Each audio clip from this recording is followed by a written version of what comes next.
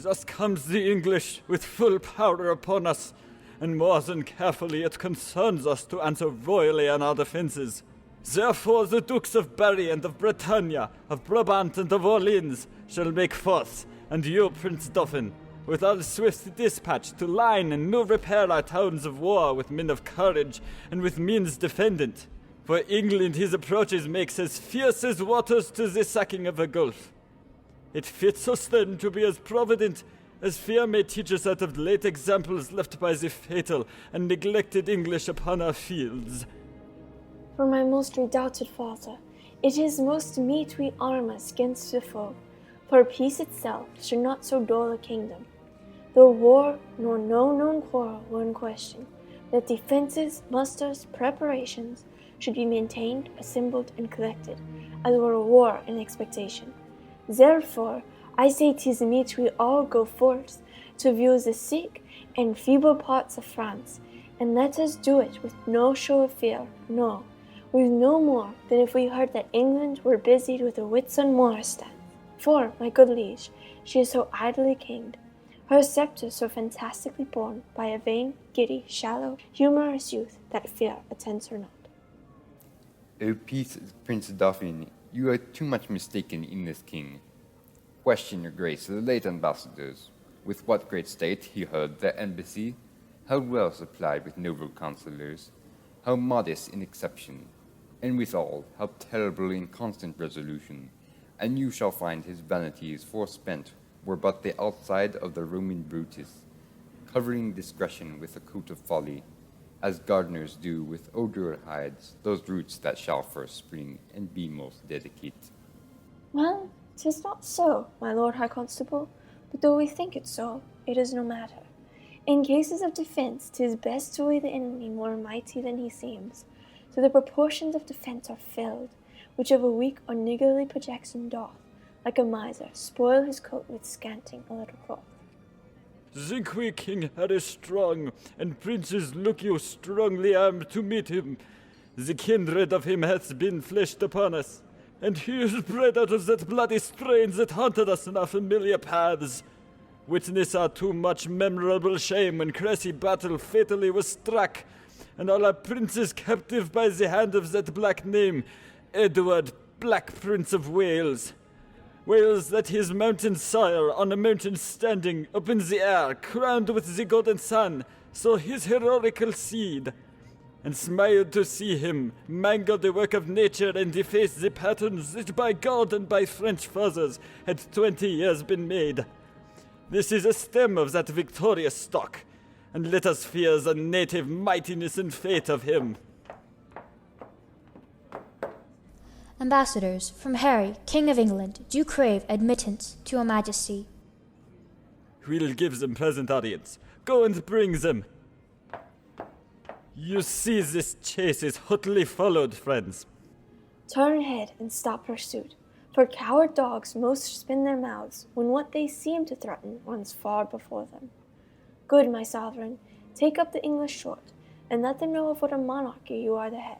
Self-love, my liege, is not so vile a sin as self-neglecting. From our brother England? From him. And thus he greets your majesty.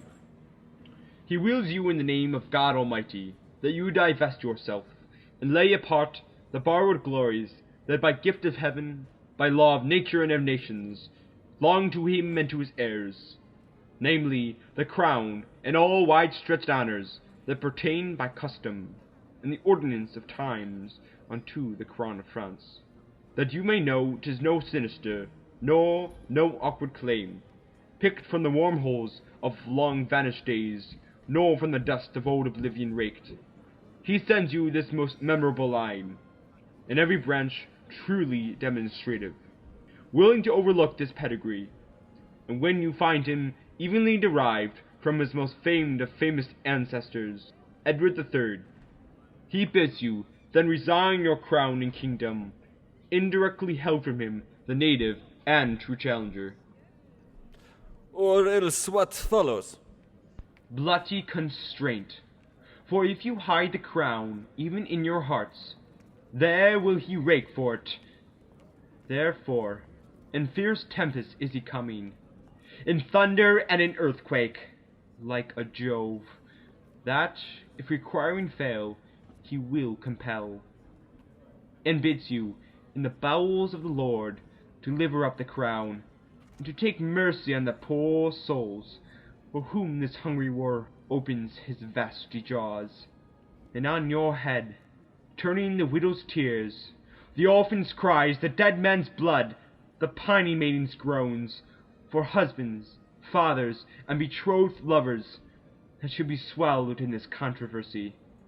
This is his claim, his threatening, and my message. Unless the Dauphin be in presence here, to whom expressly I bring greeting to. For us we will consider of this further. Tomorrow shall you bear our full intent back to our brother England. For the Dauphin, I send here for him. What to him from England? Scorn and defiance, slight regard, contempt, and anything that may not misbecome the mighty sender doth he prize you at. Thus says my king, and if your father's highness do not, and grant of all demands at large, sweeten the bitter mock you sent his majesty, he'll call you to so hot an answer of it, that caves and roomy vaultages of France shall chide your trespass, and return your mock in second accent of his ordinance. Say, if my father render fair return, it is against my will, for I desire nothing but odds with England, to that end, as matching to his youth and vanity, I did present him with the Paris spoils.